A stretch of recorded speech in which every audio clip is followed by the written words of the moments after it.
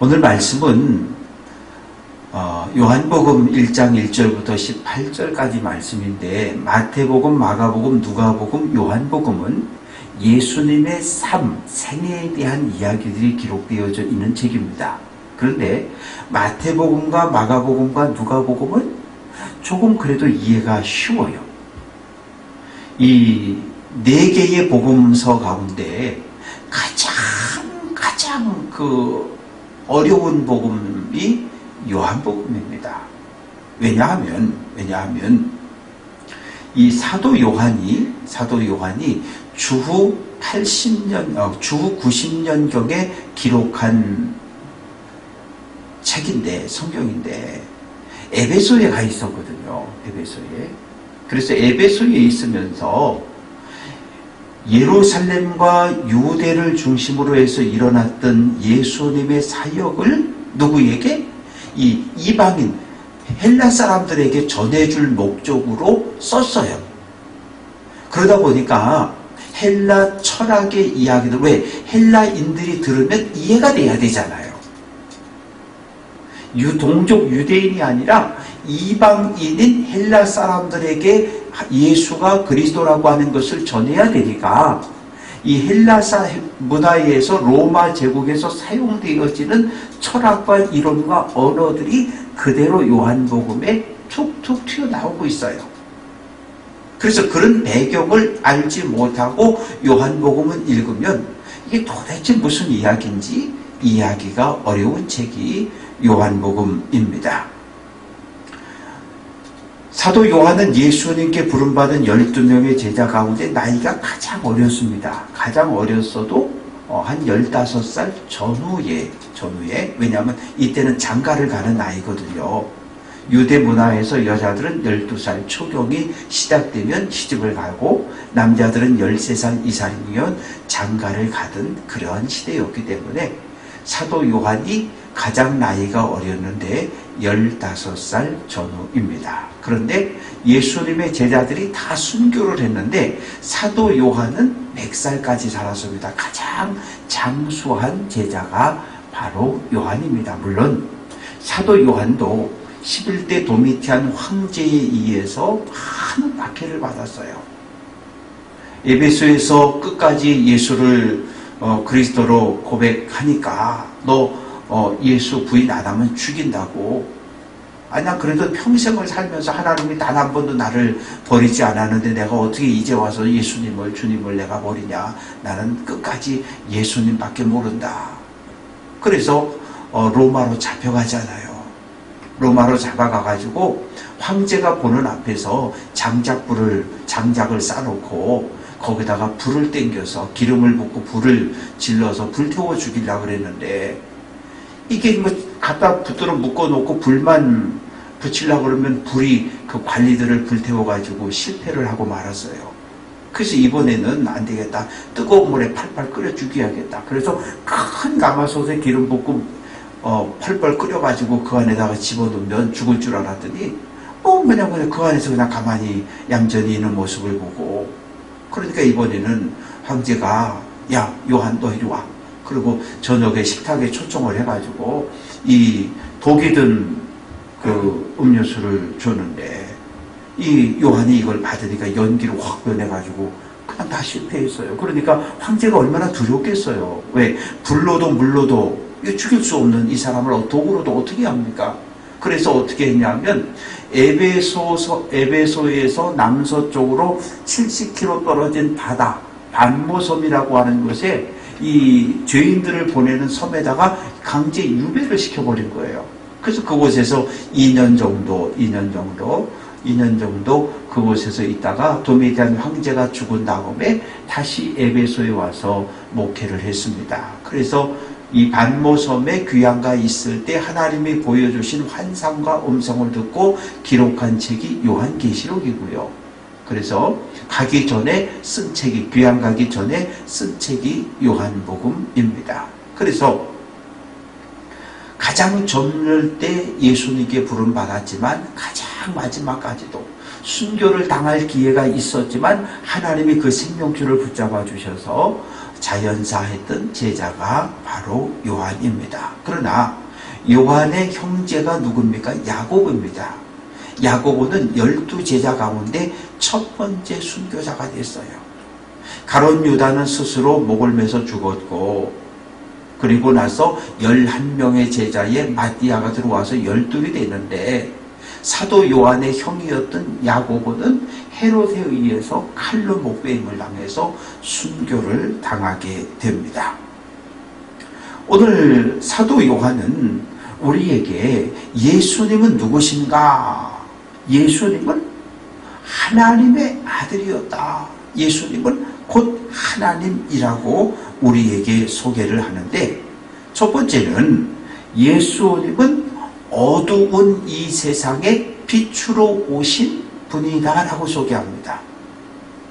우리가 가끔 그런 소리 듣잖아요. 뭐 텔레비나 인터뷰하는 걸 막 들어보면 세상이 어떻게 이렇게 악할 수가 있습니까? 목사님들 설교할 때, 또 우리 장로님들 권사님들 기도할 때 뭐라고 기도합니까? 하나님, 세상이 어떻게 이렇게 악할 수가 있습니까? 온통 세상이 어둡고 더럽고 추하고 마귀 사탄이 득실되고 어떻게 이런 세상을 하나님 그냥 두시냐고 심판하라고 막 그러잖아요.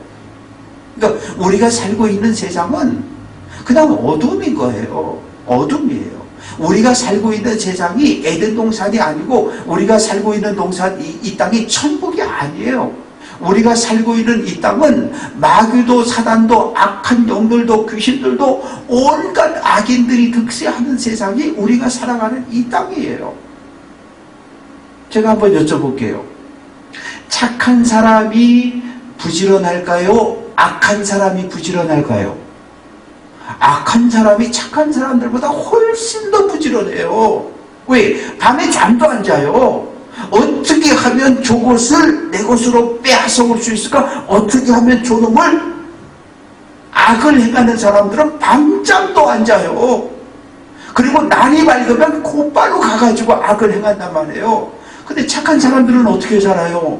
그냥 세상은 선하니, 그래도 선한 사람들이 많으니까 그냥 선하게 아니요.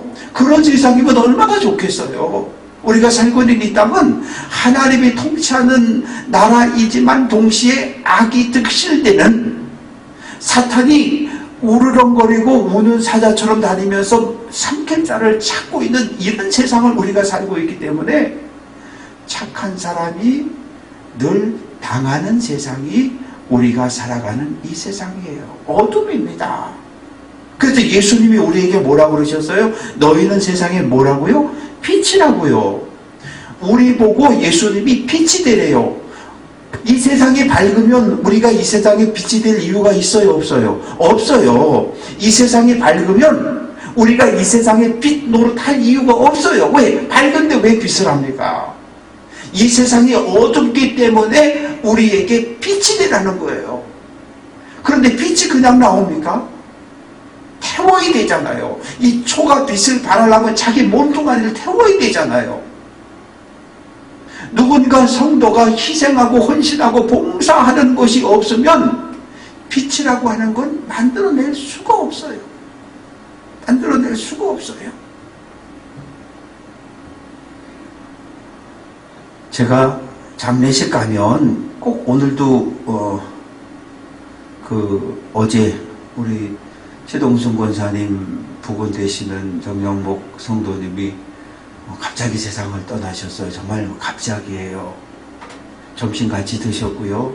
조금 좀 몸이 불편하다고 그래서 그러면 집 앞에 있는 병원 다녀오시라고, 병원이 2시부터 하니까 1시 반까지 소파에 앉아서 텔레비 보시다가 1시 40분에 일어나서 병원을 가다가 병원을 도착을 못하고 쓰러지신 거예요. 그래서 119가 와서 심폐소생술하고 강대병원 응급실까지 가서 심폐소생술 했는데 결국은 희생하지 못하신 거예요. 제가 어제도 가서 유족들하고 임종예배를 드리면서 창세기 2장 7절을 읽었어요. 여호와 하나님이 땅의 흙으로 사람을 지으시고 그 코에 생기를 불어넣었더니 생명이 되었다. 우리는 흙으로 만들어진 흙 인형들입니다. 삼남매가 있는데 아빠를 닮았든 엄마를 닮았든 자녀들이 엄마 아빠의 모습을 가지고 있는 것처럼 우리 모두는 하나님의 형상을 가지고 있습니다. 흙 인형인 우리 안에 하나님이 생기, 하나님의 생명 숨을 불어넣어 주셔서 우리가 살아있는 생명체가 되었습니다. 살아있다는 것은 흙으로 만들어진 육체 안에 하나님의 생명이 함께 있을 때 살아있다 그러고, 죽음이라고 하는 것은 육체는, 영혼은 하나님의 나라로 돌아가는 거고 하나님께로부터 왔으니까, 육체는 흙에서 왔으니까 흙으로 돌려보내는 것이 장례라고, 죽음이라고 어제도 제가 그렇게 죽음에 대해서 설명을 했습니다. 육체는, 거울에 보여지는 육체는 눈에 보여지는 나예요. 그런데 영혼은 눈에 안 보여요. 그런데 영혼이 있습니까 없습니까? 분명히 있어요. 내 안에 자리 잡고 있어요. 거울에 안 보여요. 엑스레이 찍어도 안 보여요. 뼈다고는 보여도 영혼은 안 보여요. 그러나 분명히 있어요. 얼굴과 육체는 눈에 보여지는 나고 영혼은 눈에 보여지지 않는 또 다른 나의 모습입니다. 그래서 사람은 볼 수 있는 게 외모밖에 볼 수 없어요. 외모밖에 못 봐요. 얼굴이 잘생겼는지 못생겼는지, 건강한지 병이 들었는지 이런 거밖에 못 봐요. 그런데 하나님은 뭘 보신대요? 중심, 우리 안에 있는 또 다른 나인 영혼을 보신다고 말씀하시는 거예요. 그래서 우리가 눈에 보여지는 육체의 나를 이쁘게 잘 가꾸는 것도 중요하지만, 눈에 보이지 않는 또 하나의 나, 영혼, 내 마음의 중심을 돌보는 일이 대단히 중요합니다. 하나님과 친했잖아요. 아담과 하와는 제가 볼 때는 하나님과 1촌 정도 됐을 것 같아요. 왜? 에덴 동산에도 같이 있었으니까. 하나님 그러면 왜? 아담아, 예 하나님 어디니? 여기 있어요. 이 정도면 1촌 관계 아니에요?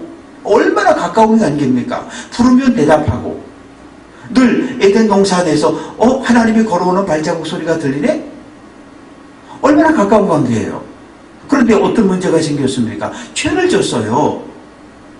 하나님이 인류에게 주신 첫 번째 계명은 십계명이 아니라 창세기에 나오는 계명입니다. 아담아, 예 하나님, 동산 중앙에 있는 선악을 알게 하는 나무 열매는 절대 먹지 마. 먹으면 죽어. 예 하나님. 먹지 말라면 먹지 말아야 돼요. 그게 하나님의 백성이고 그게 성도거든요. 먹지 말라 그랬는데 먹었어요. 어떻게 됐습니까? 죄가 들어왔어요. 죄는 하나님과 우리 사이를 끊어버립니다. 갑자기 딴 게 뭐를 냅니까? 가시덤불과 엉겅퀴를 내는 거예요. 가시덤불과 엉겅퀴를 내니까, 사람이 가시덤불과 엉겅퀴를 손으로 잡아 뽑아보니까 이게 뽑아줘요? 안 뽑아줘요? 안 뽑아줘요. 그러니까 어떻게 합니까? 날카롭고 뾰족한 홈이나 괭이를 만들어서, 삽을 만들어서 그 가시덤불과 엉겅퀴를 찍어내는 거잖아요. 그런데 가시덤불과 엉겅퀴가 어디에 뿌리 박고 있습니까? 흙에. 내 육체는 뭐에서 만들어졌어요? 흙으로. 흙으로 만들어진 내가 지금 흙을 찢고 있는 거예요. 흙을 찢고 있는 거. 이거 얼마나 기가 막힌 일입니까? 왜? 그 가시덤불과 엉겅퀴를 뽑아내야 씨를 뿌리니까. 죄를 짓기는 쉬워도 이 죄의 문제를, 죄의 뿌리를 뽑아내는 일은 너무 힘든 거예요. 우리 모두는 열정이라는 걸 가지고 있어요. 뜨거움이 있지요. 뜨거움. 기도할 때 뜨겁게 기도하고, 찬양할 때 뜨겁게 찬양하고, 이 뜨거움이라는 게 있어요. 신앙생활 할 때, 교회 올 때도 마음이 기쁘고 즐겁고 행복하고, 이런 뜨거움이 우리에게 있습니다. 근데 이 뜨거움은 선한 것도 아니고 악한 것도 아니에요. 선한 것은 가치 중립입니다. 이 뜨거운 열정이 잘못된 쪽으로 쓰여지면, 누구처럼? 사울처럼. 교회를 찬멸하고 예수 믿는 성도를 잡아오게 가두던 잘못된 쪽으로 활용이 되어지면 하나님을 대적하게 되는 거예요. 그런데 동일한 그 뜨거운 열정이 주님을 위해서 땅끝까지 달려가며 복음을 전하는 증인으로 쓰여질 때 그 열정은 하나님 앞에 칭찬받는 열정이 되는 겁니다. 저는 여러분들 마음속에 있는 모든 열정들이 모여서 교회를 치유하고 회복하는 일로 쓰여질 수 있기를 주님의 이름으로 축원합니다. 죄를 짓고 나니까 이 부부관계는 원래 옷을 다 벗고 있어도 하나도 안 창피한 게 부부관계잖아요. 부부는 그런 게 부부예요. 그런데 이 죄가 들어오고 나니까 갑자기 부끄러워지니 수치심이 생겨지는 거예요. 죄를 지으면 사람이 수치심이 생겨요. 가려야 되잖아요. 그래서 그냥 나무 잎사귀 큰 거 가지고 해가지고 밑에 가리고 위에 가리고 가려는데 이게 1시간 지나고 2시간 지나고 한 달 지나면 어떻게 돼? 다 말라가지고 바시락바시락 다 부서져요. 그럼 또 다시 가려야 되고. 그래서 하나님께서 에덴 동산에서 쫓아내기 전에 뭐 하셨어요? 가죽옷을 지어 입혔다고요. 근데 가죽옷이 지금처럼 인조 가죽 아니에요. 가죽이 나오려면 양을 죽이든 소를 죽이든 뭔가 죽여야 돼요. 짐승의 피를 흘려야 돼요. 그래야 가죽이 한 장 얻어지잖아요. 그래서 구약의 제사가 피제사가 되는 거예요.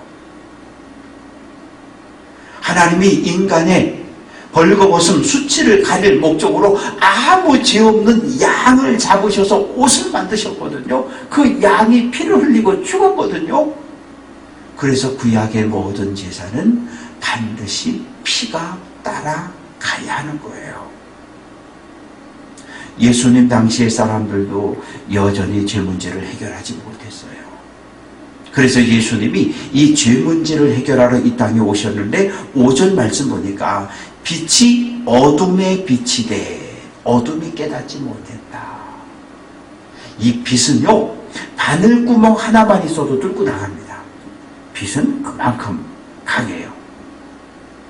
빛이 어둠 속에 왔는데 어둠이 빛이 왔다는 것을 인정하지 않는 거예요. 왜요? 빛을 싫어하는 거예요. 어둠을 좋아하는 거예요. 빛이 이 땅에 왔습니다. 예수님이 이 땅에 오심으로 우리에게 어떤 은혜가 주어집니까?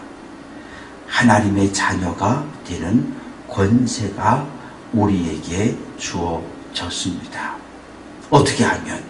예수를 영접하면요. 그런데 문제는 11절 말씀 보니까 자기 땅에 오매 백성이 영접하지 않았다. 이거 뭔가 하면 자기 땅에 왔다. 우리가 지난 12월 달에 그 대강절, 대림절, 강림절기를 지켰잖아요. 예수님이 오심을 기다리며 4주간을 보냈잖아요.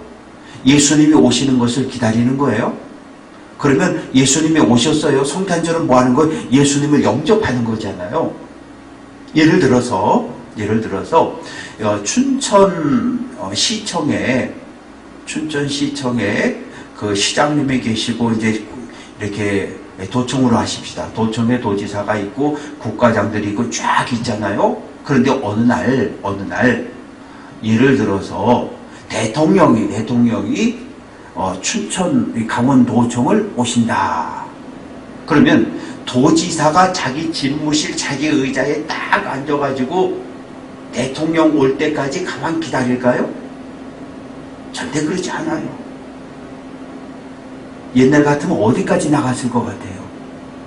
강원도 경계까지 쫓아 나가는 거죠. 저 가평, 강촌 이쪽까지 거기까지 가가지고 왜? 강원도 도지사니까 강원도로 들어오는 그 입구에서 오시는 왕을 대통령을 맞이하러 나가는 거예요. 이게 성도의 자세인 거예요. 그래서 가서 오셨습니까? 그러면 앞에 모시고 도청으로 와서 오면 내가 여기선 도지사니까 내가 왕이지. 대통령은 내 옆에 앉으세요. 그럴 수 있어요? 아니요. 도지사 자리를 내어드리는 거예요. 왜? 나를 도지사로 임명해 준 왕이기 때문에.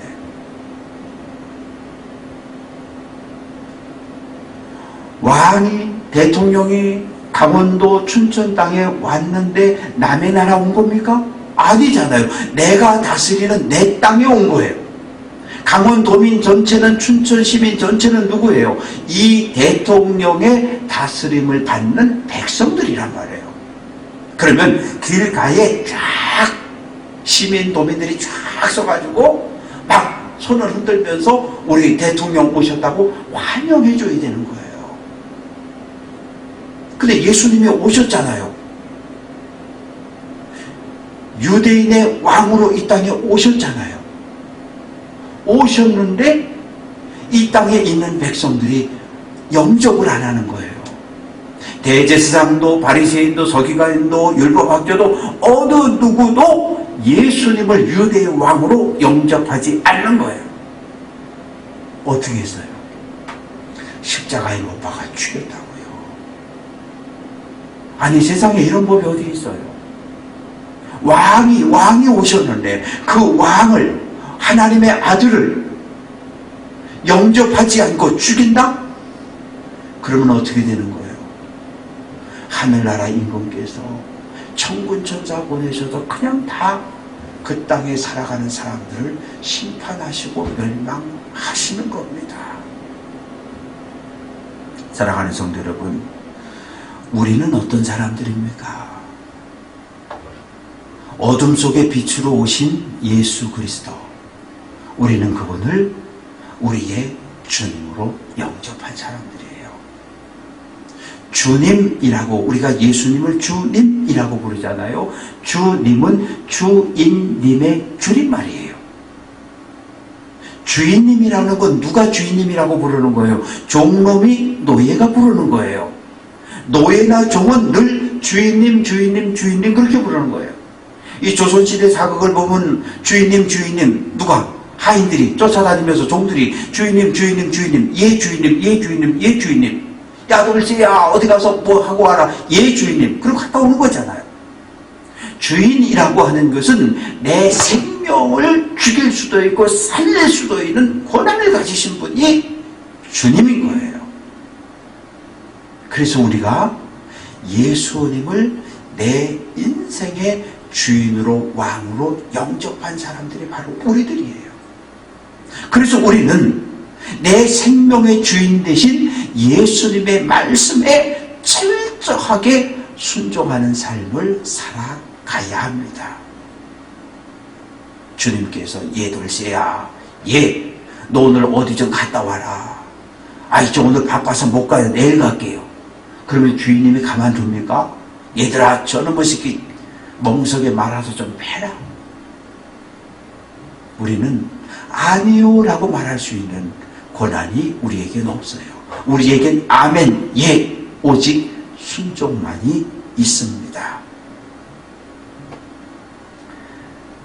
예수님이 이 땅에 오셨는데 세 번째는 14절 말씀 보면 말씀이 육신이 되어 우리의 가운데 거하신다.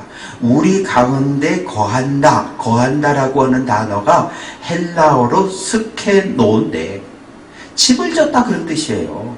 어디에? 우리 마음에. 예수님이 우리 마음속에 들어오셔서 여기 집을 짓고 계시는 거예요. 누구 집이에요? 예수님의 집을 지신 거예요. 예수님이 우리 마음에 집을 짓고 이 안에 머물러 계시는 거예요. 그럴 때 우리가 뭐가 되는 거예요? 성전이 되는 겁니다. 성전. 왜? 예수님을 모셨으니까 흙으로 만들어진 우리 육체가 죄를 짓고 살지만 우리 육체가 예수님을 모신 거룩한 하나님의 영을 모신 성전이 되는 거예요. 그래서 고린도전서 3장 16절 너희는 너희가 하나님의 성전인 것과 하나님의 성령이 너희 안에 계시는 것을 알지 못하느냐라고 말씀합니다.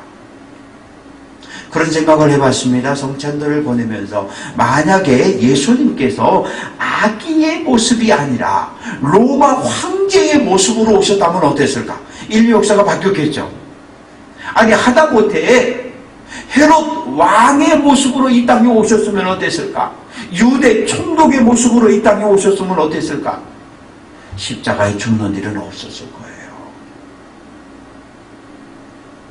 눈에 보이는 강력한 힘을 가진 지도자의 모습으로 이 땅에 왔다면 어느 누구도 예수님을 무시하지 않았을 거예요.